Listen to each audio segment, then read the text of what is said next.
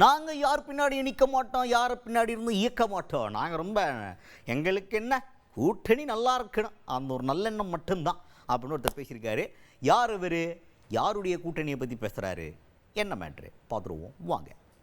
தமிழ்நாடு பாஜக தலைவர் நயினார் நாகேந்திரன் அவர்கள் அவர்கிட்ட என்ன கேட்டாங்கன்னா, சார் இப்போ பாமகக்குள்ளே பயங்கரமான வாக்கிய தகராறு போயிட்டுருக்கு, அன்புமணி ராமதாஸ் அவர்களுக்கும் சொல்லிட்டு வெளியில் செய்தியெல்லாம் வந்துக்கிட்டு இருக்கு. இதுக்கு காரணமே பாஜகவும் திமுகவும் தான் ஊருக்குள்ளே பேசிக்கிறாங்க. பாஜக அன்புமணி ராமதாஸ் அவர்களுக்கு பின்னாடி இருந்து இயக்கிக்கிட்டு இருக்காங்க அப்படின்னு ஒரு கருத்து இருக்குது. இன்னொரு பக்கம் ராமதாஸ் அவர்களுக்கு பின்னாடி திமுக இருந்து இயக்கிக்கிட்டு இருக்காங்க அப்படின்னு ஒரு கருத்து இருக்குது. நீங்கள் தானே நம்மளை பஞ்சாயத்துக்கு காரணம் அப்படின்ற மாதிரி கேட்டால் அதுக்கு நயினார் நாகேந்திரன் அவர்கள் என்ன சொல்கிறாருன்னா, பாஜக என்றைக்குமே யார் பின்னாடி இருந்து இயக்காது. எங்களுக்கு ஏற்கனவே பாராளுமன்ற எலெக்ஷனில் பாமக எங்கள் கூட கூட்டணியில் இருந்தாங்க, அவங்க மறுபடியும் எங்கள் கூட கூட்டணியில் இருந்தால் நல்லா இருக்கும்னு நினைக்கிறோம், வேறு ஒன்றும் இல்லை, நாங்கள் யார் பின்னாடி இருந்து இயக்கலப்பா, நாங்கள் உண்டு எங்கள் வேலை உண்டுன்னு இருக்கோம் அப்படின்ற மாதிரி ரொம்ப நியாயமாக பேசியிருக்கிறார் நயினார் நாகேந்திரன் அவர்கள். அப்படிலாம் ஒன்றும் சொல்ல முடியாது, நாங்கள் யார் பின்னாலையும் இல்லை. கூட்டணிக்கு வந்து அடுத்த வரக்கூடிய கூட்டணியில் அவர் அன்புமணி ராமதாஸ் ஏற்கனவே பாராளுமன்றத்தில் எங்களோட கூட்டணியில் இருந்தார்கள். தொடர்ந்து அவர் கூட்டணியில் வர வேண்டும் என்பதுதான் என்னுடைய விருப்பமே தவிர யாருடைய பின்னணியில் இருந்து இயக்குவதாக ஒன்று சொன்னால் அது சரியான கருத்து அல்ல.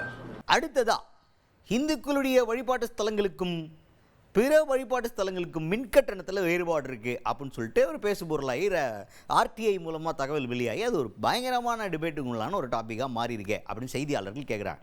என்னென்னா இந்து கோயில்களுக்கு வந்து 5 ரூபா 8 ரூபா அப்படின்னு மின்கட்டணம் நிர்ணயிச்சிருக்கிறாங்களாம்.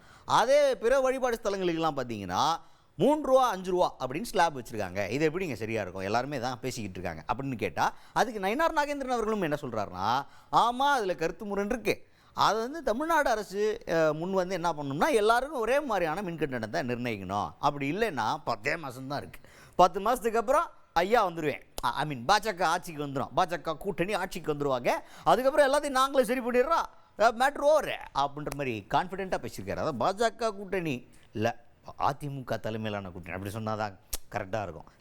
அதிமுக தலைமையிலான பாஜகவோடு இருக்கக்கூடிய கூட்டணி கண்டிப்பாக வெற்றி அடைஞ்சு ஆட்சியை பிடிக்கும், அப்புறம் எல்லாத்தையும் சரி பண்ணிடுவோன்ற நம்பிக்கையில் இருக்கிறார் நயினார் நாகேந்திரன் அவர்கள். அதில் ஏற்கனவே பாகுபாடு இருக்குது. முன்னாடி ஆரம்ப காலத்திலேருந்து அந்த மாதிரி ஒரு டேரிஃப் வச்சுருக்காங்க. அதை தமிழக அரசாங்கம் வந்து எல்லா கோயில்களுக்கும் எல்லா மத வழிபாட்டு தலங்களுக்கும் ஒரே மாதிரியாக கட்டணத்தை கொண்டு வர வேண்டும். இல்லைன்னா இன்னொரு 10 மாதம் தான் இருக்குது போருங்க, அதுக்கு பிறகு நம்ம வந்த பிறகு அதே மாதிரி ஒரே அடியாக எல்லாத்துக்கும் சமமான கட்டணத்தை நம்ம கொண்டு வந்துடுவோம். அதுக்கடுத்ததான் இப்போ முதல்வர் அவர்கள் நிதி ஆயோக் கூட்டத்தில் போய் கலந்துக்கிறதுக்காக தயாராக இருக்கிறாருன்னு சொல்லிட்டு ஒரு செய்தி வந்திருக்கு. ஏற்கனவே நாங்கள் நிதி ஆயோக் கூட்டத்தில் கலந்துக்க மாட்டோம் அப்படின்னு சொல்லிட்டு விரிவான அறிக்கை ஒன்று வெளியிட்டிருந்தாங்க. அதுக்கப்புறம் கலந்துக்க போகிறதா இப்போ செய்தி வந்திருக்குது. இதை நீங்கள் எப்படி பார்க்குறீங்க அப்படின்னு கேட்டால் அதுக்கு நயினார் நாகேந்திரன் அவர்கள் என்ன சொல்கிறாருன்னா, சமீபத்தில் கூட செய்தியாளர்கள் சந்திப்பில் என்கிட்ட செய்தியாளர்கள் கேட்டாங்க, என்ன சார் பிரதமரை சந்திக்க போகிறாராம்ல தமிழ்நாடு முதல்வர், ஒருவேளை இந்த டாஸ்மாக் பிரச்சனையால் போயிட்டு துணை முதல்வர் உதயநிதி ஸ்டாலின் அவர்கள் இந்த பிரச்சனையிலேருந்து காப்பாற்றுறதுக்காக உதவி கேட்டு போகிறாரா அப்படின்னு ஒரு கேள்வியை கேட்டாங்க. அப்போ கூட நான் சொன்னேன், அப்படியெல்லாம் எனக்கு தெரியாது, அதில் என்ன இருக்குது எதனால் மீட்டிங் அப்படின்னு தெரியாது, ஆனால் பிரதமரை சந்திக்கிறதுக்கான ஒரு எண்ணம் மட்டும் முதல்வருடைய ஆழ் மனதில் இருந்திருக்கு அப்படிங்கிறது இப்போ தெரிஞ்சிருச்சுல்ல, இப்போ போகிறாங்கல்ல டெல்லிக்கு போகிறாங்கல்ல அப்படின்ற மாதிரி. சந்திப்புக்கு காரணம் என்னன்றது தெரியலைன்னு தான் சொல்லியிருக்காரு நயினார் நாகேந்திரன் அவர்கள், இல்லைன்னு சொல்லலை. டாஸ்மாக் ஊழல் குற்றச்சாட்டிலிருந்து திமுகவை காப்பாற்றிக்கிறதுக்காக முதல்வர் மு க ஸ்டாலின் அவர்கள் பிரதமரை சந்திக்க போகிறாரான்னு கேட்ட கேள்விக்கு இல்லைன்னு சொல்லியிருந்தாருன்னா அது வேற, ஆனால் தெரியலைன்னு தான் நயினார் நாகேந்திரன் அவர்கள் பதில் சொல்லியிருக்கிறார். கலந்து கொள்ள மாட்டேங்கிற சொன்னாங்க, அதற்கான காரணத்தையும் சொன்னாங்க.